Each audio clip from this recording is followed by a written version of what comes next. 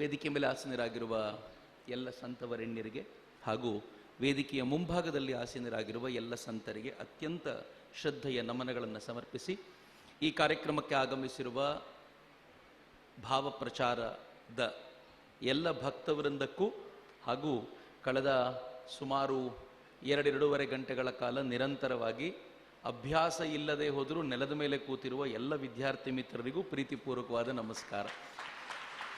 ಇವತ್ತಿನ ಮೊದಲನೇ ಪಾಠ ನನಗೆ, 2ನೇ ಪಾಠ ನಿಮಗೆ. ಫೈನ್. ಮೊದಲನೇ ಪಾಠ ನಾನೇನು ಕಲ್ತಿದ್ದೀನಿ ಗೊತ್ತಾ? ಕರೆಂಟ್ ಹೋದ ತಕ್ಷಣ ಭಾಷಣ ಮುಗಿಸ್ಬೇಕು ಅಂತ. ಇಬ್ಬರೂ ಸ್ವಾಮೀಜಿಗಳು ಅದನ್ನ ಮಾರ್ಗ ಹಾಕಿಕೊಟ್ಟಿದ್ದೀರ. ಹೀಗಾಗಿ ವೇಗವಾಗಿ ಮುಂದಿನ ಬಾರಿ ಕರೆಂಟ್ ಹೋಗೋಕ್ಕಿಂತ ಮುಂಚೆ ನನ್ನ ಮಾತನ್ನು ಮುಗಿಸ್ತೀನಿ. ಅಷ್ಟಂತೂ ನಾನು ಭರವಸೆ ಕೊಡಬಲ್ಲೆ. ಕರೆಂಟ್ ಹೋದ್ಮೇಲೆ ಮಾತು ಮುಗಿಸಿ ಅಂತ. 2ನೇದು, ಇದು ನಾನು ಹೆಂಗೆ ಪಾಠ ಕಲಿಬೇಕು ನೋಡಿ. ಬದುಕಿನಲ್ಲಿ ಪಾಠ ಎದುರೆದುರಿಗೆ ನಡೀತಿರತ್ತೆ. ನಾವು ಪಾಠ ಕಲೀಲಿಕ್ಕೆ ಮತ್ತೊಬ್ಬ ಮೇಷ್ಟ್ರನ್ನ ಕರ್ಕೊಂಡ್ಬರ್ಬೇಕಾಗಲಿಲ್ಲ. 2ನೇದೊಂದು ಪಾಠ ಇದೆ. ನೀವು ಕಲಿಬೇಕಾಗಿರೋದು ಏನು ಅಂತಂದ್ರೆ, ಅತ್ಯಂತ ಶ್ರೇಷ್ಠವಾದ ವಿಚಾರ ಸಿಗುತ್ತೆ ಅಂತಾದ್ರೆ, ಅತ್ಯಂತ ಶ್ರೇಷ್ಠವಾದ ವಸ್ತು ಸಿಗುತ್ತೆ ಅಂತಾದ್ರೆ, ಯಾವುದಕ್ಕೆ ಬೆಲೆ ಕಟ್ಟಲಾಗದ್ದೋ ಅಂಥದ್ದು ಸಿಗುತ್ತೆ ಅಂತಾದ್ರೆ, ನಮ್ಮ ಅಹಂಕಾರವನ್ನು ಬಿಟ್ಟು ನೆಲದ ಮೇಲೆ ಕೂತ್ಕೊಳ್ಳಿಕ್ಕೂ ಸಿದ್ಧವಾಗಬೇಕು. ಎಷ್ಟು ಚೆನ್ನಾಗಿ ಕೂತಿದ್ದೀರಪ್ಪ ನೀವು, ಏನು ಅದ್ಭುತ. ಎಲ್ರಿಗೂ ಬಹಳ ಖುಷಿಯಾಗಿರೋದು ಅದಕ್ಕೆ. ಎಲ್ಲ ಮಕ್ಕಳು ಎಷ್ಟು ಚೆನ್ನಾಗಿ ಕೂತಿದ್ದಾರೆ ಅಂತ. ಅಂದ್ರೆ ನಿಮ್ಮ ಮೇಲೆ ಒಂದು ವಿಶ್ವಾಸ ಮೂಡಲಿಕ್ಕೆ ಕಾರಣ ಅಂತ. ಈ ಪಾಠಗಳು ಬದುಕಿನಲ್ಲಿ ಹೀಗೆ ಕಟ್ಟಿಕೊಡ್ತವೆ.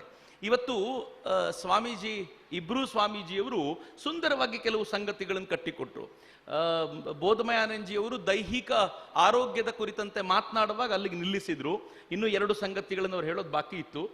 ಇನ್ನು ನಿರ್ಭಯಾನಂದಜಿಯವರು ಮಾನಸಿಕ ಶಕ್ತಿಯನ್ನು ವೃದ್ಧಿಸಿಕೊಳ್ಳುವ, ಬೌದ್ಧಿಕ ಶಕ್ತಿಯನ್ನು ಬೆಳೆಸಿಕೊಳ್ಳುವ ಈ ಚಿಂತನೆಗಳ ಕಡೆ ಗಮನ ಕೊಡ್ಲಿಕ್ಕೆ ಹೇಳಿದ್ರು. ವಾಸ್ತವವಾಗಿ 3 ಕಡೆ ಗಮನ ಕೊಟ್ರೆ ತರುಣರ ಬದುಕು ಮುಗೀತು. 3 ಚೆನ್ನಾಗಿ ಇಟ್ಕೋಬೇಕು. ಮೊದಲನೇದು ದೈಹಿಕ ಶಕ್ತಿ. ದೇಹವೇ ಕೆಲಸ ಮಾಡಲಿಲ್ಲ ಅಂತಂದ್ರೆ ಇನ್ನೆಲ್ಲ ಇದ್ದು ಏನು ಉಪಯೋಗ? ಹಾಗಂತ ಹಂಗಿದ್ದವರು ಸರಿ ಇರಲಿಲ್ಲ ಅಂತ ತಿಳ್ಕೊಳ್ಬೇಡಿ. ಸ್ಟೀಫನ್ ಹಾಕಿಂಗ್ ಅಂತ ಒಬ್ಬ ಸೈಂಟಿಸ್ಟ್ ಇದ್ದ. ಹೇಗಿದ್ದ ಗೊತ್ತೇ ಇದು? ನೀವು ಹೇಳಿದ್ರೆ ಆಶ್ಚರ್ಯ ಆಗ್ತೀರಾ. ಸ್ಟೀಫನ್ ಹಾಕಿಂಗ್ ಹೆಂಗಿದ್ದ? ನಾನು ಹೇಳಿದ ಮಾತನ್ನ ಯಾರ್ಯಾರು ಇಲ್ಲೇ ಒಪ್ಪಿಕೊಳ್ತಾರೋ, ಸರಿಯಾಗಿ ಕೇಳಿಸ್ಕೊಳ್ಳಿ, ನಾನು ಹೇಳಿದ ಮಾತನ್ನ ಯಾರ್ಯಾರು ಇಲ್ಲೇ ಒಪ್ಪಿಕೊಳ್ತಾರೋ ಅವ್ರು ಪರಮ ದಡ್ರು ಅಂತ. ಯಾರು ಮನೆಗೆ ಹೋಗಿ ನಮ್ಮ ಲ್ಯಾಪ್ಟಾಪ್ ಮುಂದೆ ಕೂತ್ಕೊಂಡು ಒಂದು ಗೂಗಲ್ ಸರ್ಚಲ್ಲಿ ಮಾಡಬಾರದೆಲ್ಲ ಮಾಡ್ತಿರ್ತೀವಲ್ಲ, ಅದ್ರ ಬದಲು ಅದನ್ನ ಪಕ್ಕಕ್ಕಿಟ್ಟು ಸ್ಟೀಫನ್ ಹಾಕಿಂಗ್ ಅಂತ ಇವತ್ತು ಹಾಕಿ ಅವನ ಲೈಫನ್ನು ಯಾರು ಓದ್ತಾರೋ ಅವರು ಬುದ್ಧಿವಂತರು ಅಂತ ಅರ್ಥ ಅಂತ. ಬುದ್ಧಿವಂತಿಕೆ ಹಿಂಗೆ ಅಳಿಯಲ್ಪಡೋದು. ಹೇಳಿದ ಮಾತ್ರಕ್ಕೆ ಒಪ್ಪಿಕೊಳ್ಳೋರ್ನಲ್ಲ, ಅವರೆಲ್ಲ ಬುದ್ಧಿವಂತ ವಿದ್ಯಾರ್ಥಿಗಳೇನಲ್ಲ. ಹೇಳಿದ ಮಾತನ್ನು ಕೇಳಬೇಕು, ಅದರಿಂದ ಪ್ರೇರಣೆ ತಗೋಬೇಕು, ಮನೆಗೆ ಹೋಗಿ ಅದರ ಮೇಲೆ ವರ್ಕ್ ಮಾಡಬೇಕು. ಅವನು ಬುದ್ಧಿವಂತ. ಇವತ್ತು ಸ್ವಾಮೀಜಿ ಹೇಳಿದ್ರು, ವಿವೇಕಾನಂದರನ್ನ ಒಳಗೆ ತೆಗೆದುಕೊಂಡ್ರೆ ಅದ್ಭುತವಾಗಿರುವ ಶಕ್ತಿ ನಮ್ದಾಗುತ್ತೆ. ಹೌದಾ? ನಮ್ಮಲ್ಲಿ ಬಹುತೇಕರು ಒಪ್ಕೊಂಡಿದ್ದೀವಿ. ಒಪ್ಕೊಂಡಿರೋರು ಹೆಂಗೆ ಕುತ್ತಿಗೆ ಅಲ್ಲಾಡಿಸ್ತಿದ್ದಾರೆ ಅಂದ್ರೆ, ಹೌದು ಸರ್, ನಾನು ಯಾವತ್ತೂ ತಗೊಳಕ್ ಹೋಗಲ್ಲ ಅದಕ್ಕೆ ಅಂತ. ಆದ್ರೆ ಕೆಲವರು ಮಾತ್ರ ಸಮರ್ಥರು, ಬುದ್ಧಿವಂತರು ಹೆಂಗಿರ್ತಾರೆ ಅಂದ್ರೆ, ಸ್ವಾಮೀಜಿ ಹೇಳಿದ್ದಾರೆ, ಟೆಸ್ಟ್ ಮಾಡೇ ಬಿಡ್ತೀನಿ ಇವತ್ತು. 15 ದಿನಗಳ ಕಾಲ ಪ್ರತಿನಿತ್ಯ 15 ನಿಮಿಷ ವಿವೇಕಾನಂದರನ್ನು ಓದ್ತೀನಿ. 15 ದಿನಗಳ ನಂತರ ನನ್ನೊಳಗೆ ಬದಲಾವಣೆ ಬಂದಿದೆಯೋ ಇಲ್ಲೋ ಅಂತ ಚೆಕ್ ಮಾಡಿ ಸುಮೇಧಾನಂದಜಿಯವರ ಹತ್ರ ಹೋಗ್ಬಿಟ್ಟು, ಸ್ವಾಮೀಜಿ ಅವತ್ತು ಹೇಳಿದ್ ನಿಜ, ಅವತ್ತು ಹೇಳಿದ್ ಸುಳ್ಳು ಅನ್ನೋದನ್ನ ನಾನು ಕ್ಲಿಯರ್ ಮಾಡ್ತೀನಿ. ಏನ್ ಚಾಲೆಂಜ್ ಇದು? ಸಿದ್ಧ ಇದ್ದೀರಾ ಯಾರಾದ್ರೂ ತಗೊಳಕ್ಕೆ ಚಾಲೆಂಜು? ಬೇಡ ಬಿಡಿ ಸರ್, ಅಷ್ಟೆಲ್ಲ ಸೀರಿಯಸ್ ಯಾಕೆ ಅಂತ ನಮ್ಮಲ್ಲಿ ಅನೇಕರಾಗಲೇ ರಿಟೈರ್ ಆಗ್ಬಿಟ್ಟಿದ್ದೀವಿ, ಮುಗಿದೋಗಿದೆ. ನಾನು ಅದಕ್ಕೆ ಸ್ವಾಮೀಜಿ ಹೇಳುವಾಗ ಯೋಚನೆ ಮಾಡ್ತಿದ್ದೆ, ಒಬ್ಬೊಬ್ಬನೇ ಕೂತ್ಕೊಂಡಲ್ಲಿ 18ರಿಂದ 30 ಅದ್ಭುತವಾಗಿರುವಂತ ವಯಸ್ಸು, ಯೌವನ ಅಂದ್ರೆ ಹಂಗೆ ಅಂತ. ಆದ್ರೆ ಇನ್ನು 20 ದಾಟದ ನಾವೆಲ್ಲ ಹೆಂಗಿದ್ದೀವಿ ಅಂತಂದ್ರೆ, ಇನ್ನು 20 ದಾಟದ ನಾವುಗಳು ಅಕಸ್ಮಾತ್ ನಾಳೆ ಬೆಳಗ್ಗೆ ಸಾಯೋ ಸ್ಥಿತಿ ಬಂದ್ರೆ, ಹೋಗೇ ಬಿಡೋಣಪ್ಪ, ಯಾಕೆ ಬೇಕು ಈ ಬದುಕಿನ ಟೆನ್ಷನ್ ಅಂತ. ಯಾವತ್ತಾದ್ರೂ ಒಂದು ದಿನ ಸಿಂಹಾವಲೋಕನ ಮಾಡಿ ನನ್ನ ಬದುಕಿನಲ್ಲಿ ನಾನು ಏನ್ ಮಾಡಿದ್ದೀನಿ ಅಂತ ಗಮನಿಸಿದೀವ? ಇವತ್ತು ವಾಪಸ್ ಮನೆಗೆ ಹೋಗಿ ಒಂದು ಪುಟ್ಟ ಕೆಲಸ ಕೊಡ್ತೀನಿ. ಇವತ್ತಿನ ಭಾಷಣದ ನಂತರ, ಇವತ್ತಿನ ಕಾರ್ಯಕ್ರಮದ ನಂತರ ಏನ್ ಮಾಡಬೇಕು ಅಂತ ಮನೆಗೆ ಹೋದ ನಂತರ ನಿಮ್ ನೋಟ್ಬುಕ್ ತೆಗೆದುಕೊಳ್ಳಿ. ಡೈರಿ ಬರೆಯೋ ಅಭ್ಯಾಸ ಇದ್ರೆ ವೆರಿ ಗುಡ್, ನಿಮ್ ಡೈರಿ ತೆಗೆದುಕೊಳ್ಳಿ. ಇವತ್ತು ನಿಮ್ಗೆ 20 ವರ್ಷವೋ 21 ವರ್ಷವೋ 18 ವರ್ಷವೋ ಏನೋ ಆಗಿದೆ. ಈ 19 ವರ್ಷದಲ್ಲಿ ನಾನು ಏನೇನ್ ಮಾಡಿದ್ದೀನಿ ಅಂತ ಪಟ್ಟಿ ಮಾಡಿ. ಅದ್ಭುತವಾಗಿರೋದು, ಯಾವುದನ್ನ ಕೇಳಿದ ಮೇಲೆ ಸಮಾಜ ಖುಷಿ ಪಡುತ್ತೋ ಅಂತ ಏನೇನ್ ಕೆಲಸ ಮಾಡಿದ್ದೀನಿ ಅಂತ ಪಟ್ಟಿ ಮಾಡ್ಲಿಕ್ಕೆ ಕೂತ್ಕೊಳ್ಳಿ. ನಾನು ಚಾಲೆಂಜ್ ಮಾಡ್ತೀನಿ, ರಾತ್ರಿ ಇಡೀ ನಿದ್ದೆ ಕಳೆದು ಪಟ್ಟಿ ಮಾಡ್ಲಿಕ್ಕೆ ಕೂತ್ರು 4 ಸಂಗತಿಯನ್ನ ಪಟ್ಟಿ ಮಾಡ್ಲಿಕ್ಕಾಗಲ್ಲ. 4 ಸಂಗತಿ. 19 ವರ್ಷ ಕಳೆದೇ ಹೋಯ್ತು, 20 ವರ್ಷ ಆಗೇ ಹೋಯ್ತು. 60 ವರ್ಷ ಆವರೇಜ್ ಲೈಫ್ ಅಂತ ಹಿಡಿಯೋದಾದ್ರೆ ಇನ್ 40 ವರ್ಷ ಅಷ್ಟೇ ಬಾಕಿ, ಮತ್ತೇನ್ ಬದುಕು? ನನ್ನಂತೆ ನಿಮ್ಮಂತೆ ಹುಳುಗಳಂತೆ ಬದುಕಿರುವಂತವರು ಕೋಟ್ಯಂತರ ಜನ ಇದ್ದಾರೆ. ಆದರೆ ಒಂದು ಸ್ಪೆಷಲ್ ಆಗಿರೋದೇನಾದ್ರೂ ಮಾಡ್ಬೇಕಲ್ಲ. ನಾನು ಕಾಲೇಜ್ಗೆ ಹೋಗಬೇಕಾದ್ರೆ ಒಬ್ಬ ದಾರ್ಶನಿಕನ ಒಂದು ಸೆಂಟೆನ್ಸ್ ಇತ್ತು, ಸೇಯಿಂಗ್ ಇತ್ತು. ಎಷ್ಟು ಚೆನ್ನಾಗಿದೆ ನೋಡಿ. ಎಲ್ಲ ಹೆಣ್ಮಕ್ಳು ಕೂತಿದ್ದೀರಾ, ಸ್ವಲ್ಪ ಸೀರಿಯಸ್ ಆಗಿ ಯೋಚನೆ ಮಾಡಿ ನಾನು ಹೇಳೋ ಮಾತನ್ನ. ನನಗೆ ಆವತ್ತು ತಲೆಗೆ ಹೊಕ್ಕಿರೋ ಮಾತು ಇವತ್ತಿಗೂ ಅದರಿಂದ ಆಚೆ ಬರ್ಲಿಕ್ಕೆ ಆಗ್ತಿಲ್ಲ. ಅವನೇನ್ ಹೇಳ್ತಾನೆ ಗೊತ್ತಾ? ನಾವು ಹೆಜ್ಜೆ ಊರಿದ್ರೆ, ಸರಿಯಾಗಿ ಕೇಳಿಸ್ಕೊಳ್ಳಿ, ನಾವು ಹೆಜ್ಜೆ ಊರಿದ್ರೆ ಅದು ಎಷ್ಟು ಬಲವಾಗಿರಬೇಕು ಅಂದ್ರೆ ಮರಳಿನ ಮೇಲೆ ಊರಿ ಬಿಟ್ಟ ಹೆಜ್ಜೆಯೂ ಕೂಡ 100 ವರ್ಷಗಳ ಕಾಲ ಗುರುತಿಟ್ಕೊಂಡಿರ್ಬೇಕು ಅಂತ. ಏನು ಮಾತಪ್ಪ! ಮರಳಿನ ಮೇಲೆ ಹೆಜ್ಜೆ ಊರಿದ್ರು 100 ವರ್ಷಗಳ ಕಾಲ ಗುರುತಿರ್ಬೇಕಂತೆ. ಹಾಗಿದ್ಮೇಲೆ ನೆಲದ ಮೇಲೆ ಊರಿದ ಹೆಜ್ಜೆ ಹೆಂಗಿರಬೇಕು? ಈಗ ಯೋಚನೆ ಮಾಡಿ, 20 ವರ್ಷಗಳಲ್ಲಿ ಏನಾಗಿದೆ? ಏನೂ ಆಗಲಿಲ್ಲ. ಇನ್ 40 ವರ್ಷಗಳಲ್ಲಿ ಏನಾದ್ರೂ ಮಾಡಬೇಕು ಅಂತಂದ್ರೆ ಏನಾಗಬೇಕು ಅಂದ್ರೆ, ಕಣ್ಣೆದುರಿಗೆ ಒಂದು ಅದ್ಭುತವಾಗಿರುವಂತ ಗುರಿ ಇರಬೇಕು, ಹಿಂದೆ ಸಮರ್ಥವಾಗಿ ಬೆನ್ನ ಹಿಂದೆ ನಿಲ್ಲಬಲ್ಲಂತ ಗುರು ಬೇಕು ಅಂತಾರಲ್ಲ, ಆದರ್ಶಗಳ ರೂಪದಲ್ಲಿ ಅಂತದೊಂದು ಗುರು ಬೇಕು ಅನ್ನುವಂಥ ಪರಿಕಲ್ಪನೆಯನ್ನ ನಾವಿವತ್ತು ಕಟ್ಕೊಂಡಿದ್ದೀವಿ. ಆದರೆ ದುರದೃಷ್ಟ, ಸ್ವಾಮೀಜಿ ಹೇಳಿರೋ ಮಾತನ್ನು ನಾನು ಸ್ವಲ್ಪ ಆಳಕ್ಕೆ ತೆಗೆದುಕೊಂಡು ಹೋಗೋದಾದ್ರೆ, ಸ್ವಾಮಿ ನಿರ್ಭಯಾನಂದಜಿ ಏನ್ ಹೇಳಿದ್ರು ಗೊತ್ತೇನು? ನಾವೆಲ್ಲರೂ ಕುರಿಯ ರೂಪದಲ್ಲಿರುವ ಸಿಂಹಗಳು ಅಂತ. ಏನ್ ಹಂಗಂದ್ರೆ ನೋಡ್ಲಿಕ್ಕೆ ಏನ್ ಕೇಸರಗಳು ಇವೆಲ್ಲ ಇದೆ, ಆ ತರ ಸಿಂಹಗಳು ಅಂತೇನು ಅಲ್ಲ. ನಮ್ಮ ಸ್ವರೂಪವನ್ನ ಅರಿಯಲಾಗದೆ ಒದ್ದಾಡ್ತಿರೋರು ಅಂತ. ಇಡೀ ಭಾರತ ಈ ಸ್ವರೂಪವನ್ನ ಅರಿಸೋದಕ್ಕೆ ಪ್ರಯತ್ನ ಮಾಡಿರೋದ. ಜಗತ್ತಿನ ಜನ ಎಲ್ಲ, ನಾವೆಲ್ಲ ಕೇಳಿದೀವಲ್ಲ ತುಂಬಾ ಬಾರಿ, ಜಗತ್ತಿನ ಜನ ಎಲ್ಲ ಭಾರತವನ್ನ ಕಂಡ್ರೆ ನಮಸ್ಕಾರ ಮಾಡ್ತಾರೆ ಅಂತ ನಾನು ಚಿಕ್ಕಂದಿನಿಂದ ಓದ್ಕೊಂಡ್ ಬಂದಿದ್ದೀನಿ. ಯಾಕೆ ಅಂತ ಕೇಳಿದ್ರೆ, ಈ ದೇಶದ ಸಂಸ್ಕೃತಿ ಅಂತದ್ದು ಅಂತ. ನಾನು ಒಂದಿನ ಒಂದು ಟೆಸ್ಟ್ ಮಾಡೋಣ ಅಂತ ಒಂದು ಆಶ್ರಮದಲ್ಲಿ ನಂಗೆ ಕರೆದಿದ್ರು. ಎಲ್ಲ ಹೈಸ್ಕೂಲ್ ಮಕ್ಕಳು ಕೂತಿದ್ರು. ನೀವೆಲ್ಲ ಪ್ರಜ್ಞಾವಂತರು, ನಿಮ್ಗೆಲ್ಲ ಗೊತ್ತಿರಬಹುದು. ಹೈಸ್ಕೂಲ್ ಮಕ್ಕಳಿಗೆ ಗೊತ್ತಿರ್ಲಿಕ್ಕಿಲ್ಲ. ಹೈಸ್ಕೂಲ್ ಮಕ್ಕಳು ಕೂತಿದ್ರು. ನಾನು ಸುಮ್ಮನೆ ವೇದಿಕೆ ಮುಂದೆ ಹೋಗಿ ಬರೆದು ನಿಂತ್ಕೊಂಡೆ, ಭಾರತ ತುಂಬಾ ಶ್ರೇಷ್ಠ ಯಾಕೆ ಅಂತ ಕೇಳಿದೆ. ಮೊದಲನೇ ಉತ್ತರ ಬಂದಿದ್ದೇನು ಗೊತ್ತಾ? ಇಲ್ಲಿನ ಸಂಸ್ಕೃತಿ ಗ್ರೇಟು ಸರ್ ಅಂದ್ರು ಹೈಸ್ಕೂಲ್ ಮಕ್ಕಳು. ನಂಗೆ ಬಹಳ ಖುಷಿಯಾಗಿ, ನಂಗೆ ಈ ಮಕ್ಕಳು ಎಷ್ಟು ತಿಳ್ಕೊಂಡಿದಾರಪ್ಪ ಅಂತ, ಸಂಸ್ಕೃತಿ ಅಂದ್ರೆ ಏನು ಅಂತ ಕೇಳಿದೆ. ಹುಡುಗರು ಸೈಲೆಂಟ್ ಆಗ್ಬಿಟ್ರು ಒಂದು ರೌಂಡ್. ನಾನು ಕೇಳಿದೆ, ಏನಪ್ಪ ಗ್ರೇಟ್ ಅದು, ಏನ್ ಸಂಸ್ಕೃತಿ? ಒಬ್ಬ ಹುಡುಗ ಎದ್ದು ನಿಂತ್ಕೊಂಡು ಹೇಳ್ದ, ನಮಗೂ ಗೊತ್ತಿಲ್ಲ ಸರ್, ಎಲ್ಲರೂ ಹೇಳ್ತಿರ್ತಾರೆ, ನಾವು ಒಂದು ಹೊಡೆದ್ಬಿಟ್ವಿ ಸರ್, ಅದರಲ್ಲಿ ಏನಿದೆ, ಎಲ್ಲರೂ ಹೇಳ್ತಾರೆ ಹಂಗೆ ಅಂತ. ಏನು ಸಂಸ್ಕೃತಿ? ಯಾವ ಸಂಸ್ಕೃತಿಯ ಬಗ್ಗೆ ಜಗತ್ತು ಗೌರವ ಇಡುತ್ತೆ ಅಂತಂದ್ರೆ, ನಮ್ಮ ಸ್ವರೂಪವನ್ನ ಅರಿತುಕೊಳ್ಳೋದಕ್ಕೆ ಭಾರತ ಮಾಡುವ ಮಾರ್ಗದರ್ಶನ ಇದೆಯಲ್ಲ, ಅತ್ಯದ್ಭುತವಾದ್ದು. ಭಾರತ ಏನ್ ಹೇಳ್ತು ಗೊತ್ತೇನು? ನಾನು ಸ್ಪೆಷಲಿ ಯುವಕರ ಜೊತೆಗೆ ಮಾತನಾಡ್ತಿರೋದು. ಭಾರತ ಏನ್ ಹೇಳುತ್ತೆ ಅಂತಂದ್ರೆ, ನೀನ್ ಏನ್ ಕಾಣ್ತೀಯೋ ಅದು ನೀನಲ್ಲ, ನೀನ್ ಏನ್ ನಿನಗೆ ಕಾಣ್ತಾ ಇಲ್ವೋ ಅದು ನೀನು. ಕೃಷ್ಣ ಅಂತೂ ಭಗವದ್ಗೀತೆಯಲ್ಲಿ ಚೆನ್ನಾಗಿ ಹೇಳ್ತಾನೆ. ಈಗ ಆಕ್ಚುಲಿ ಕರೆಂಟ್ ಬಂತು. ಕೃಷ್ಣ ಆಕ್ಚುಲಿ ಭಗವದ್ಗೀತೆಯಲ್ಲಿ ಏನ್ ಹೇಳ್ತಾನೆ ಅಂತಂದ್ರೆ, ಎಷ್ಟು ಚೆನ್ನಾಗಿದೆ ಕೇಳಿ ಕೃಷ್ಣನ ಮಾತು. ಕೃಷ್ಣ ಯೋಗಾಚಾರ್ಯ, ಯುಗಾಚಾರ್ಯ, ಅವನು ಎಲ್ಲ ಯುಗಗಳಿಗೂ ಆಚಾರ್ಯ. ಯಾಕೆ ಅಂದ್ರೆ ಈ ಕಾರಣಕ್ಕೆ. ಕೃಷ್ಣ ಏನ್ ಹೇಳ್ತಾನೆ ಅಂತಂದ್ರೆ, ಯಾವಾಗ, ಎಷ್ಟು ಚೆನ್ನಾಗಿದೆ ಮಾತು, ಭಗವದ್ಗೀತೆ ಏನ್ ಹೇಳುತ್ತೆ ಅಂದ್ರೆ ಇದೇ ಹೇಳುತ್ತೆ. ಭಗವದ್ಗೀತೆ ಅಂದ್ರೆ ದೇವರ ಮಾತು ಅನ್ನೋದು ಒಂದಾದ್ರೆ, ಎರಡನೇದು ನಮ್ಮ ಬದುಕಿಗೆ ಬೇಕಾಗಿರೋ ಮಾತು.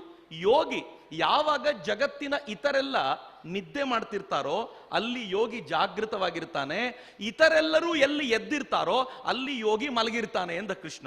ನನಗೆ ಬಹಳ ವಿಶೇಷ ಅನ್ನಿಸ್ತು. ಅಂದ್ರೆ ಯೋಗಿ ಅಂದ್ರೆ ಯಾರು ರಾತ್ರಿ ಎದ್ದು ಬೆಳಗ್ಗೆ ಮಲಗ್ತಾರೋ ಅವನೇ ಯೋಗಿನ ಅಂತ ಕೇಳಿದ್ರೆ ಅಲ್ಲ. ಇತರೆಲ್ಲರಿಗೂ ಏನು ಗೊತ್ತಾ, ಈ ಜಗತ್ತೇ ಎಲ್ಲಕ್ಕಿಂತಲೂ ದೊಡ್ಡದ್ದು. ಯೋಗಿ ಕಣ್ಮುಚ್ಕೊಂಡು ಹೇಳ್ತಾನೆ, ಇದು ನನಗೆ ಬೇಡ. ಇತರೆಲ್ಲರಿಗೂ ಒಳಗಿನ ಶಕ್ತಿ ಬೇಕಾಗಿಲ್ಲ. ಯೋಗಿ ಹೇಳ್ತಾನೆ, ನನಗೆ ಅದೇ ಬೇಕು, ನಾನು ಅಲ್ಲಿ ಜಾಗೃತವಾಗಿರ್ತೀನಿ, ಇಲ್ಲಿ ಕಣ್ಣು ಮುಚ್ಕೊಳ್ತೀನಿ ಅಂತ. ಏನ್ ಸುಂದರವಾಗಿದೆ. ಅದಕ್ಕೆ ನಮ್ಮ ಧರ್ಮದಲ್ಲಿ ಅಥವಾ ನಮ್ಮ ಭಾರತೀಯ ಪರಂಪರೆಯಲ್ಲಿ ಏನ್ ಹೇಳ್ತಾರೆ ಗೊತ್ತಾ? ಮೆಡಿಟೇಷನ್ ಮಾಡಬೇಕಾದ್ರೆ ಮೊದಲ ಕೆಲಸ ಏನ್ ಗೊತ್ತಾ? ಕಣ್ಮುಚ್ಚಿ ಅಂತ ಹೇಳ್ತಾರೆ. ಯಾಕೆ ಕಣ್ಮುಚ್ಚಿ ಅಂದ್ರೆ, ಈ ಹೊರಗಡೆ ಏನ್ ಕಾಣುತ್ತೋ ಇದನ್ನ ನೋಡ್ತಾ ಇದ್ರೆ ಕಳೆದೋಗ್ಬಿಡ್ತೀಯಪ್ಪ ನೀನು, ಹೊರಗಡೆ ಕಾಣೋದನ್ನ ನೋಡ್ಲಿಕ್ಕೆ ಹೋಗ್ಬೇಡ ಅಂತ. ಒಂದು ಸುಂದರವಾದ ಕತೆ ಉಪನಿಷತ್ತಂದು. ನಾನು ಈ ಕತೆ ನಿಮ್ ಜೊತೆ ಹಂಚ್ಕೊಳ್ತೀನಿ, ನೆನ್ಪಿಟ್ಕೊಳ್ಳಿ ಜೀವಮಾನ ಪರ್ಯಂತ. ನಾವು ಯಾರಾಗಬೇಕು ಅಂತ ನಿಮ್ಗೆ ಗೊತ್ತಾಗುತ್ತೆ. ಒಂದಿನ ಪ್ರಜಾಪತಿ ಒಂದು ದೊಡ್ಡ ಮಾತನ್ನು ಹೇಳಿದ. ಏನ್ ಹೇಳಿದ ಅಂತಂದ್ರೆ, ಆತ್ಮ ಎಲ್ಲಕ್ಕಿಂತಲೂ ಶ್ರೇಷ್ಠವಾದ್ದು. ಯಾರು ಆತ್ಮವನ್ನ ಅರಿತುಕೊಳ್ತಾರೋ, ಆತ್ಮವನ್ನು ಪಡೆದುಕೊಳ್ತಾರೋ ಅವರ ಮುಂದೆ ಜಗತ್ತಿನ ಎಲ್ಲ ಸಂಪತ್ತು ದಾಸನಾಗಿ ಬಿದ್ದಿರುತ್ತೆ. ಏನ್ ಚೆನ್ನಾಗಿದೆ ನೋಡಿ. ಆತ್ಮ ಎಲ್ಲಕ್ಕಿಂತಲೂ ದೊಡ್ಡದ್ದು. ಯಾರು ಅದನ್ನ ತಿಳ್ಕೊಳ್ತಾರೋ ಪಡ್ಕೊಳ್ತಾರೋ ಜಗತ್ತಿನ ಎಲ್ಲ ಸಂಪತ್ತು ಅವ್ರ ಕಾಲು ಬುಡದಲ್ಲಿ ಬಿದ್ದಿರುತ್ತೆ. ಏನ್ ಚೆನ್ನಾಗಿರುತ್ತೀಗ? ನೀವು CM ಆಗಬೇಕು, ಆತ್ಮ ಅರತ್ರೆ CM ಪದವಿ ನಿಮ್ ಕಾಲ್ ಕೆಳಗೆ. ನೀವು PM ಆಗಬೇಕು, ಆತ್ಮವನ್ನು ಅರಿತುಕೊಂಡ್ರೆ PM ಪದವಿ ನಿಮ್ ಕಾಲ್ ಕೆಳಗೆ. ನೀವು ಜಗತ್ತಿನ ದೊಡ್ಡ ಶ್ರೀಮಂತರಾಗಬೇಕು, ಆತ್ಮವನ್ನು ಅರಿತುಕೊಂಡ್ರೆ ಶ್ರೀಮಂತಿಕೆ ನಿಮ್ ಕಾಲ್ ಬುಡದಲ್ಲಿ. ಅರೆ, ಇದನ್ನೇ ತಿಳ್ಕೊಳ್ಳೋದು ಒಳ್ಳೇದಲ್ಲ ಇನ್ ಸರ್ಕಸ್ ಮಾಡಕ್ಕಿಂತ. ಅದಕ್ಕೆ ಏನಾಯ್ತು, ದೇವರುಗಳ ರಾಜ ಇಂದ್ರ ಮತ್ತು ರಾಕ್ಷಸರ ಲೀಡರ್ ವಿರೋಚನ ಇಬ್ರು ಪ್ರಜಾಪತಿ ಹತ್ರ ಬಂದ್ರು. ಶ್ರದ್ಧೆಯಿಂದನೇ ಬಂದ್ರು. ಭಗವಂತ, ಎಂತ ಒಳ್ಳೆ ಮಾತು ಹೇಳ್ಬಿಟ್ಟೆ, ಅದು ಏನು ಆತ್ಮ ಅಂತ ಸ್ವಲ್ಪ ನಮ್ಗೆ ಹೇಳ್ಬಿಡು, ನಾವು ಶ್ರೀಮಂತರಾಗಬೇಕು ಅಂತ ಇಬ್ರು ಬಂದ್ರು. ಪ್ರಜಾಪತಿ ಹೇಳಿದ, ಸುಮ್ನೆ ಎಲ್ರಿಗೂ ಹೇಳ್ಕೊಡಕ್ ಆಗಲ್ಲ ಇದನ್ನ. ನಿಮಗೆ ಈ ಶ್ರೀಮಂತಿಕೆ, ಈ ಆತ್ಮದ ಗುಟ್ಟು ಹೇಳ್ಕೊಡ್ಬೇಕು ಅಂದ್ರೆ 32 ವರ್ಷ ನೀವು ನನ್ನ ಸೇವೆ ಮಾಡಬೇಕು ಅಂದ. ಎಷ್ಟು? ನಾವಾಗಿದ್ರೆ ಏನ್ ಮಾಡ್ತಿದ್ವಿ ಗೊತ್ತಾ? ಈ ಯೂನಿವರ್ಸಿಟಿಗೆ ನಾವು ಬರದೇ ಇಲ್ಲ ಅಂತ ರಿಜೆಕ್ಟ್ ಮಾಡಿ ಹೋಗಿರ್ತಿದ್ವಿ. ಯಾರು 4 ವರ್ಷದಲ್ಲಿ ಡಿಗ್ರಿ ಕೊಡ್ತಾರೋ ಅವ್ರ ಹತ್ರ ಹೋಗ್ತೀವಿ ಅಂತ. ಆದ್ರೆ ಇಬ್ಬರಿಗೂ ಬಹಳ ಶ್ರದ್ಧೆ ಇತ್ತು. ಇಬ್ರು ಏನ್ ಮಾಡಿದ್ರು, 32 ವರ್ಷ ಸೇವೆ ಮಾಡಿದ್ರು. 32 ವರ್ಷದ ನಂತರ ಪ್ರಜಾಪತಿ ಇಬ್ರನ್ನು ಕರೆಸಿ ಏನ್ ಹೇಳ್ತಾನೆ ಗೊತ್ತಾ? ಏನ್ ಹೇಳ್ತಾನೆ ಅಂದ್ರೆ, ನಿಮ್ಮ ಕಣ್ಣಿಗೆ ಏನು ಕಾಣುತ್ತೋ ಅದೇ ಆತ್ಮ. ಹೋಗಿ ಅಲ್ಲೊಂದು ನೀರಿನ ಕೊಳ ಇದೆ, ಅಲ್ಲಿ ನೋಡಿ ಏನ್ ಕಾಣುತ್ತೆ ಅಂತ ಬಂದು ನನಗೆ ಹೇಳಿ, ಅದೇ ಆತ್ಮ ಅಂದ. ಇವರಿಬ್ರು ಹೋದ್ರು, ಹೋಗಲ್ ಬಗ್ಗಿ ನೋಡಿದ್ರು. ಇಬ್ಬರಿಗೂ ಈ ಸುಂದರವಾಗಿರುವಂತ ಅವರವರ ದೇಹ ಕಾಣಿಸ್ತು. ಇಬ್ರು ಅನ್ಕೊಂಡು, ಶಬಾಷ್, ಇಷ್ಟೇನ ಆತ್ಮ ಅಂದ್ರೆ? 32 ವರ್ಷ ಒದ್ದಾಡಿದ್ವಲ್ಲ ಅಂತ ಇಬ್ರು ಬಂದ್ರು. ಪ್ರಜಾಪತಿ ಕೇಳಿದ, ಏನ್ ಕಾಣ್ತು? ಹೆಂಗಿದೆ ಇದು? ಸೂಪರ್ ಆಗಿದೆ, ಇದು ಕಾಣಿಸ್ತು ಅಂತ. ಹಂಗಂದ ತಕ್ಷಣ ಹೇಳಿದ, ಇದೇ ಆತ್ಮ, ಹೋಗ್ಬೋದು ಅಂತ ಇಬ್ರು ಹೊರಟ್ರು. ರಾಕ್ಷಸರ ಲೀಡರ್ ಏನ್ ಮಾಡಿದ, ಈ ದೇಹವೇ ಆತ್ಮ, ಯಾರು ಇದನ್ನ ಚೆನ್ನಾಗಿ ಅರ್ಥಕೊಳ್ತಾರೋ, ಯಾರು ಇದನ್ನ ಚೆನ್ನಾಗಿ ಇಟ್ಕೊಳ್ತಾರೋ, ಇದನ್ನ ಸುಂದರಗೊಳಿಸ್ಕೊಳ್ತಾರೋ ಅವರು ಜಗತ್ತಿನ ಎಲ್ಲವನ್ನೂ ಪಡ್ಕೊಳ್ತಾರೆ ಅಂತ ಸ್ನೋ ಹಚ್ಚಿದ, ಪೌಡರ್ ಹಚ್ಚಿದ, ಏನ್ ಮೇಕಪ್ ಮಾಡಿಕೊಂಡ, ದೇಹವನ್ನು ಚೆನ್ನಾಗಿ ಇಟ್ಕೊಂಡ. ಆದರೆ ಇಂದ್ರನು ವಾಪಸ್ ಹೋದವನು ಇನ್ನೇನೋ ಒಂದು ದೇವತೆಗಳ ಹತ್ರ ಹೋಗ್ಬೇಕು. ಆಗ ಅವನಿಗೆ ಅನ್ನಿಸ್ತು, ಆತ್ಮಕ್ಕೆ ಸಾವಿಲ್ಲ ಅಂತಾರೆ, ಆದ್ರೆ ಈ ದೇಹ ಸತ್ತೋಗುತ್ತಲ್ಲ, ಹಂಗಿದ್ಮೇಲೆ ಇದೇನಾ? ನಾನು ಅರ್ಥ ಮಾಡ್ಕೊಂಡಿರೋದ್ರಲ್ಲಿ ಏನೋ ಕೊರತೆ ಇದೆ ಅಂತ ಸುಮ್ಮನೆ ಭಾಷಣ ಕೇಳಿ ಹೋಗಿರ್ಲಿಲ್ಲ ಅವನು. ಯೋಚನೆ ಮಾಡಿ ವಾಪಸ್ ಬಂದವನು ಏನ್ ಮಾಡಿದ, ಪ್ರಜಾಪತಿಗೆ ಹೇಳ್ದ, ನಂಗೆ ಏನೋ ಡೌಟ್ ಇದೆ, ನಂಗೆ ಈ ಡೌಟ್ ಕ್ಲಿಯರ್ ಮಾಡ್ಬೇಕಲ್ಲ, ಇದಲ್ವಲ್ಲ ಅಂತ. ಪ್ರಜಾಪತಿ ಹೇಳ್ದ, ವೆರಿ ಗುಡ್, ವಾಪಸ್ ಆದ್ರೂ ಬಂದಿಯಲ್ಲ ನೀನು. ನಿಂಗೆ ನಾನು ಹೇಳ್ತೀನಿ ಏನು ಅಂತ, ಬಟ್ ಒನ್ ಕಂಡೀಷನ್. ಎಷ್ಟು ವರ್ಷ? ಮತ್ತು 32 ವರ್ಷ ಸೇವೆ ಮಾಡು ಅಂದ.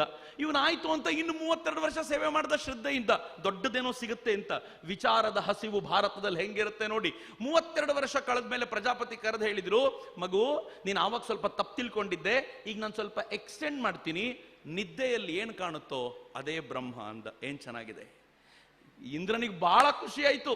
ರಾಕ್ಷಸರಿಗಿಂತ ಒಂದ್ ಹೆಜ್ಜೆ ಮುಂದೆ ಬಂದೆ ಅಂತ ವಾಪಸ್ ಹೋಗ್ತಿದ್ದ. ಇನ್ನೇನು ತಾನು ಮನೆ ಹತ್ರ ಹೋಗ್ಬೇಕು, ಅರ್ಥ ಆಯ್ತು ಅವನಿಗೆ, ನಿದ್ದೆಯಲ್ಲಿ ದುಃಖ ಇದೆ, ನಿದ್ದೆಯಲ್ಲಿ ಸಾವಿದೆ. ಯಾವುದು ನಿದ್ದೆಯಲ್ಲಿ ಕಾಣುತ್ತೆ ಅದೇ ಆತ್ಮ ಅನ್ನೋದಾದ್ರೆ ಇದು ಆತ್ಮನ ಅಂತ ಹೇಳಿ ಅಲ್ಲಿವರೆಗೂ ಹೋದವನು ವಾಪಸ್ ಬಂದ. ನಂಗೆ ಗೊತ್ತಿದೆ, ಏನೋ ತಪ್ಪು ತಿಳ್ಕೊಂಡಿದ್ದೀನಿ, ಪ್ಲೀಸ್ ಗೈಡ್ ಮೀ ಅಂತ. ಈಗ ಪ್ರಜಾಪತಿ ಏನಂದ ಗೊತ್ತಾ?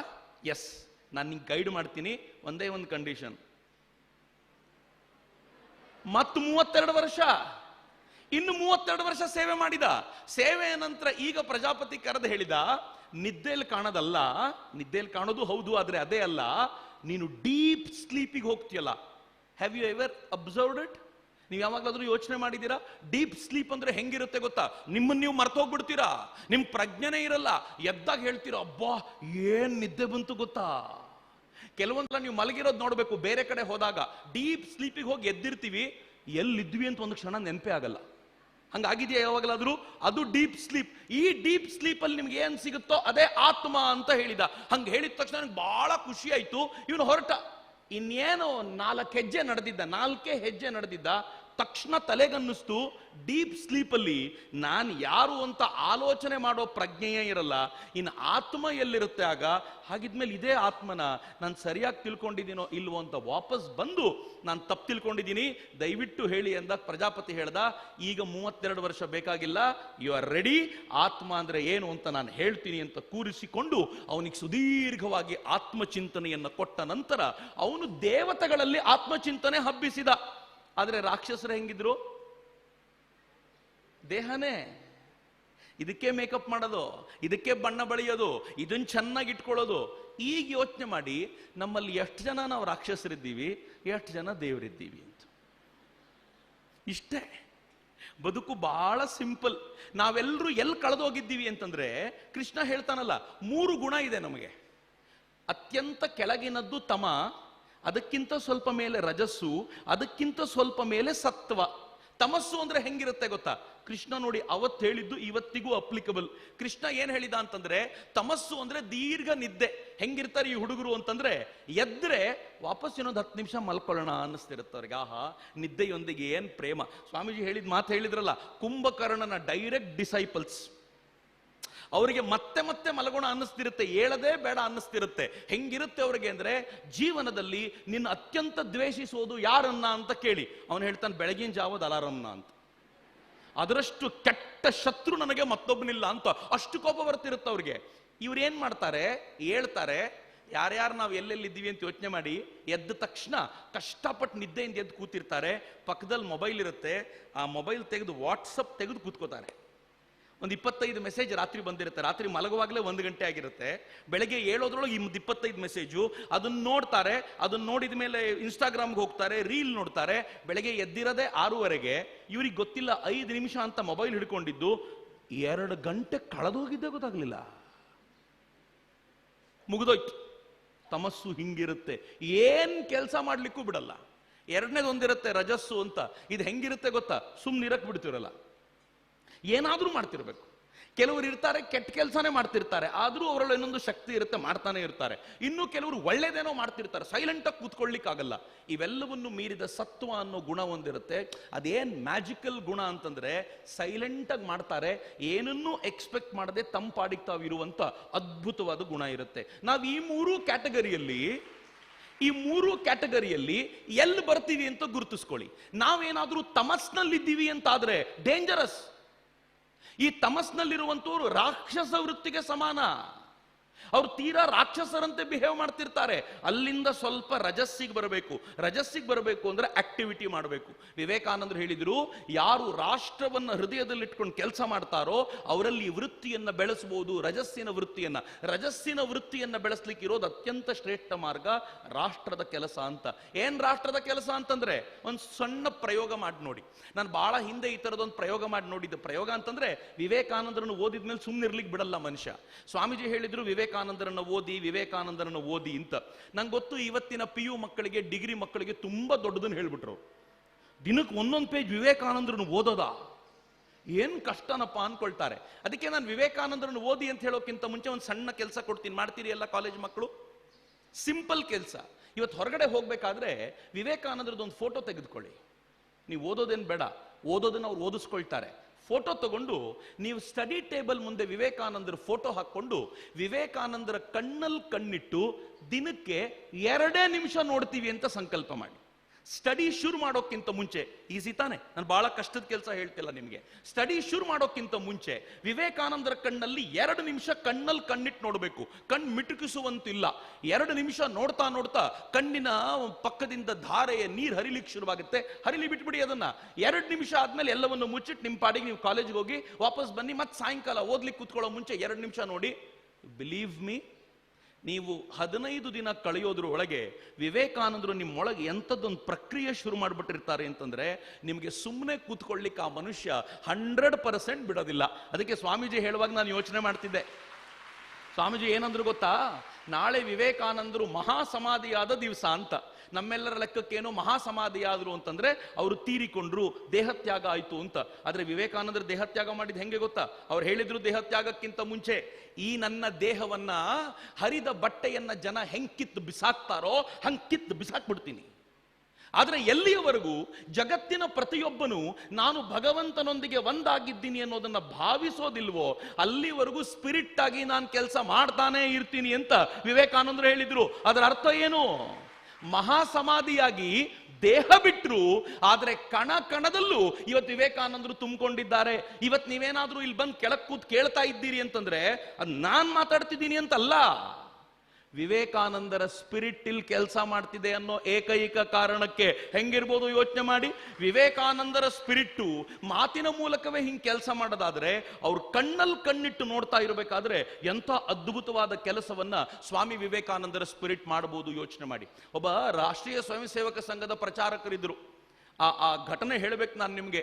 ಅವರು ಪ್ರಚಾರಕರಿಗೆ ಸಾಕು ಅನ್ನಿಸ್ತು, ನಾನು ಸಿಕ್ಕಾಪಟ್ಟೆ ಸಮಾಜದ ಕೆಲಸ ಮಾಡಿದ್ದೀನಿ, ಇನ್ನು ಸ್ವಾಮೀಜಿನ ಸುದೀರ್ಘವಾಗಿ ಓದಬೇಕು ಅಂತ ಅವ್ರು ಕಲ್ಕತ್ತಾಕ್ಕೆ ಹೋಗಿ ಲೈಬ್ರರಿಯಲ್ಲಿ ಕೂತ್ಕೊಂಡು ವಿವೇಕಾನಂದರನ್ನು ಓದ್ತಾ ಇದ್ರು. ಅಷ್ಟೊತ್ತಿಗೆ ಒಂದು ಸಣ್ಣ ಗಲಾಟೆ ಶುರುವಾಯಿತು. ಗಲಾಟೆಯಲ್ಲಿ ಈ ತಮಿಳುನಾಡಿನ ಕನ್ಯಾಕುಮಾರಿಯಲ್ಲಿ ಗಲಾಟೆ ಶುರುವಾಯಿತು. ಗಲಾಟೆ ಏನು ಅಂತಂದ್ರೆ, ವಿವೇಕಾನಂದರು ಯಾವ ಬಂಡೆ ಮೇಲೆ ಕೂತು ತಪಸ್ಸು ಮಾಡ್ತಿದ್ರೋ ಆ ಬಂಡೆಯನ್ನ ವಿವೇಕಾನಂದ ಬಂಡೆ ಅನ್ನೋ ಹೆಸರನ್ನು ತೆಗೆದು ಅದಕ್ಕೆ ಒಬ್ಬ ಕ್ರಿಶ್ಚಿಯನ್ ಸಂತನ ಹೆಸರನ್ನು ಹಾಕಿ ಒಂದು ಕ್ರಾಸ್ ನೆಟ್ಬಿಟ್ರು. ಊರಿನ ಜನ ಎಲ್ಲ ಬಂದ್ರು, ಕ್ರಾಸ್ ನೆಟ್ಬಿಟ್ಟಿದ್ದಾರೆ ಅಂತ ಕ್ರಾಸ್ ಅನ್ನು ತೆಗೆದು ಬಿಸಾಕಿದ್ರು. ಆ ನಂತರ ಇನ್ನೂ ದೊಡ್ಡ ಕ್ರಾಸ್ ನೆಡಲಾಯಿತು.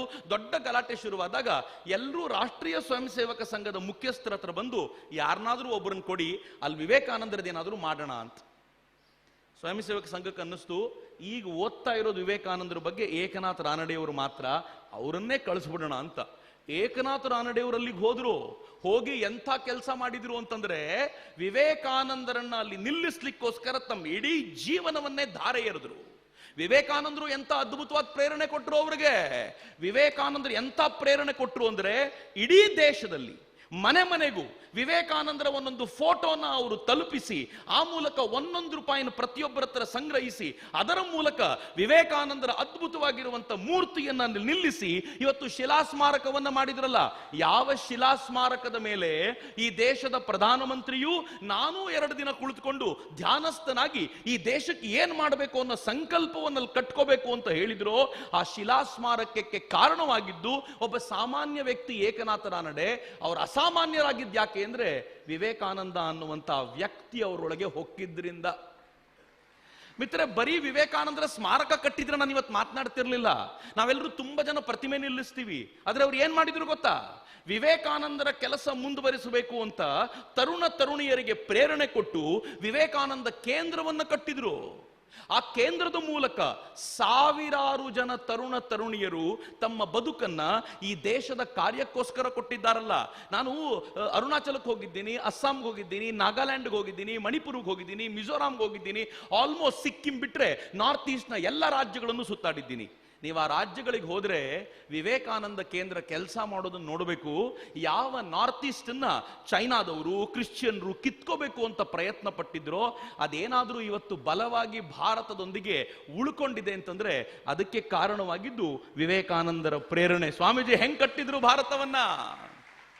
ಶಂಕರಾಚಾರ್ಯರು 4 ಆಮ್ನಾಯ ಪೀಠವನ್ನ ಕಟ್ಟಿ ಈ ದೇಶವನ್ನು ಉಳಿಸಿಕೊಡೋ ಪ್ರಯತ್ನ ಮಾಡಿದರೆ, ವಿವೇಕಾನಂದರು ಪ್ರೇರಣೆಯ ಮೂಲಕ ಸಾವಿರಾರು ಜನರ ಮೂಲಕ ಹೆಂಗ್ ಕೆಲಸ ಮಾಡಿಸ್ಕೊಳ್ತಿದ್ದಾರೆ ಅಂದ್ರೆ ಈ ಭಾರತವನ್ನ ಏಕರಸವಾಗಿ ಉಳಿಸ್ಕೊಳ್ಳಿಕ್ಕೆ ಪ್ರಯತ್ನ ಪಡ್ತಿದ್ದಾರೆ. But where are we? ನಾವೆಲ್ಲಿದ್ದೀವಿ?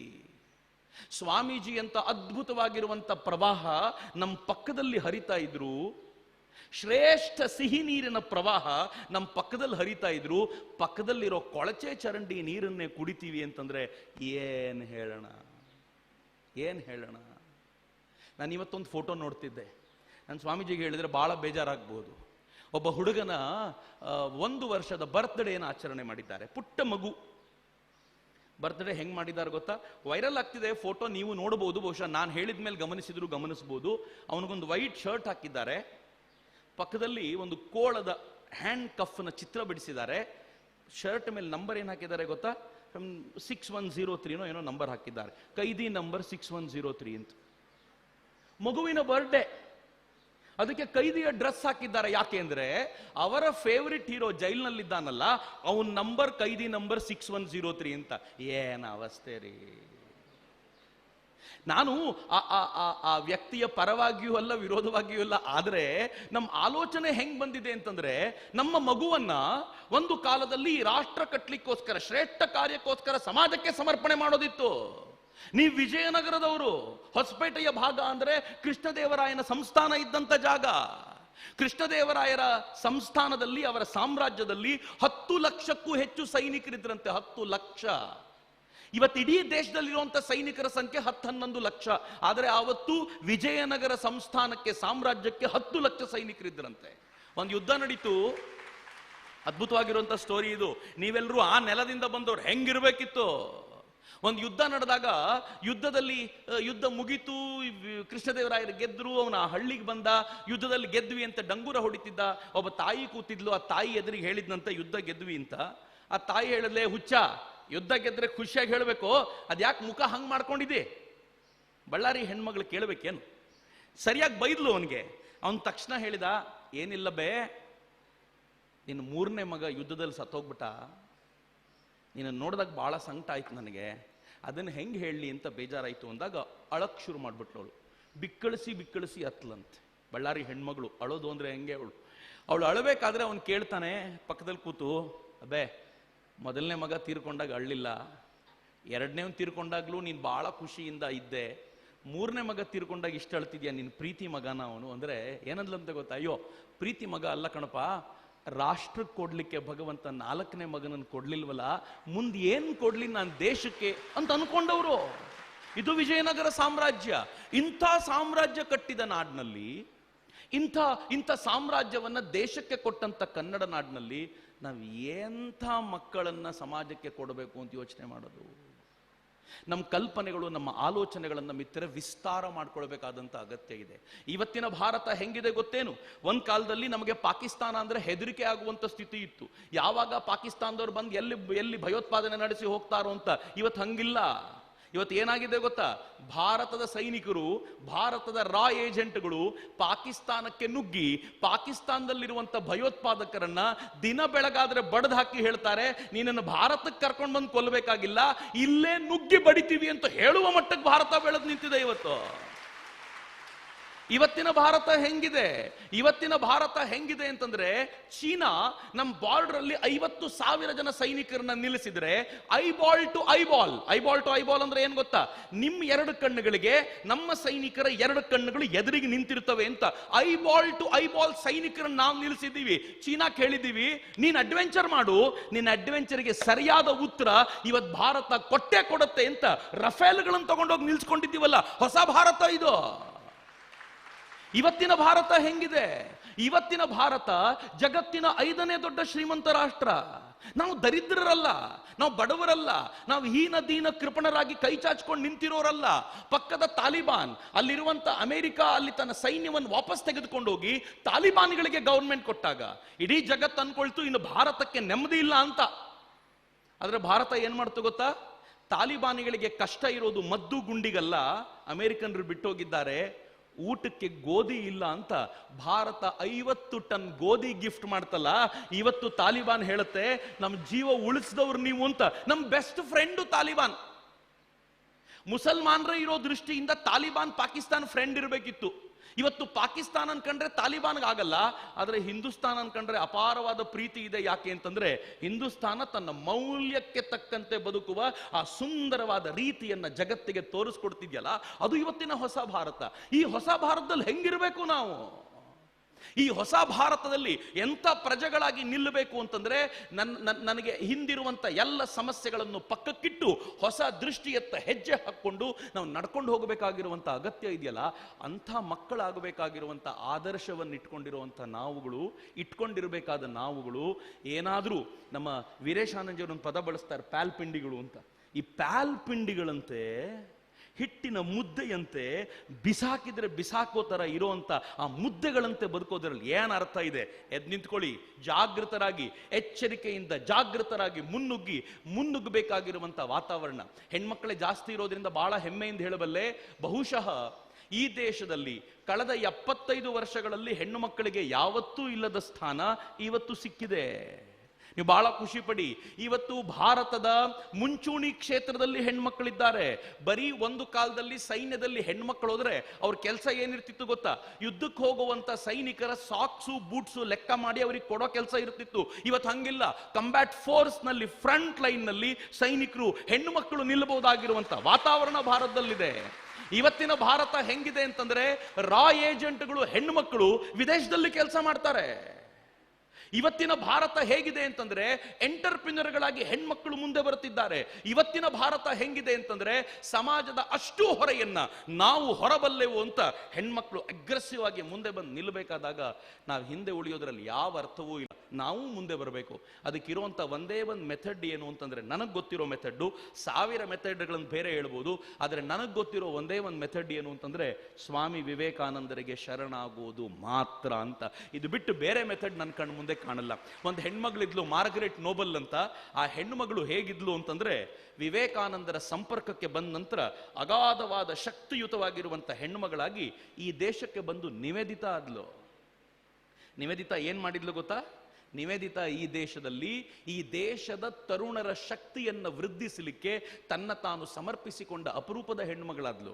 ನಾನು ಒಂದೇ ಒಂದು ಮಾತನ್ನು ನಿಮ್ಗೆ ಹೇಳ್ಬೋದು ಅಂತಂದ್ರೆ, ಸ್ವಾತಂತ್ರ್ಯ ಹೋರಾಟಗಾರರ ಪಟ್ಟಿ ಮಾಡಿ ಅಂತ ನೀವೇನಾದರೂ ಪಟ್ಟಿ ಮಾಡ್ತಾ ನಿವೇದಿತಾ ಹೆಸರನ್ನ ಮೊದಲ 10 ಜನರ ಲಿಸ್ಟಲ್ಲಿ ಬರೀಲಿಲ್ಲ ಅಂತಂದ್ರೆ ನಿಮ್ಮ ಪಟ್ಟಿ ಅಪೂರ್ಣ ಅನ್ನುವಷ್ಟರ ಮಟ್ಟಿಗೆ ತನ್ನ ದೇಶವನ್ನು ಬಿಟ್ಟು ಭಾರತಕ್ಕೋಸ್ಕರ ಸಮರ್ಪಿಸಿಕೊಂಡವಳು ಆ ನಿವೇದಿತಾ.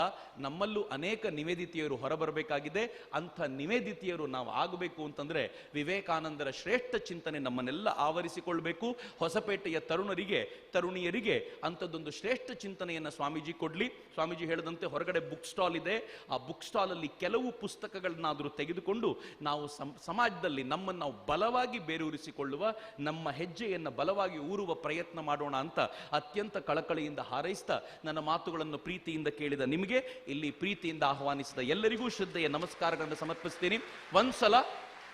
ಒಂದ್ಸಲ ಭಾರತ್ ಮಾತೆಗೆ ಒಂದು ಜೈಕಾರ ಹೇಳೋಣ. ಎರಡೂ ಕೈಗಳನ್ನು ಗಾಳಿಗೆ ಬೀಸಿ ನನ್ನ ಜೊತೆ ಜೈಕಾರ ಕೊಡಿ. ಭಾರತ್ ಮಾತಾ ಕೀ, ಭಾರತ್ ಮಾತಾ ಕೀ, ವಂದೇ ವಂದೇ, ಜೈ ಹಿಂದ್.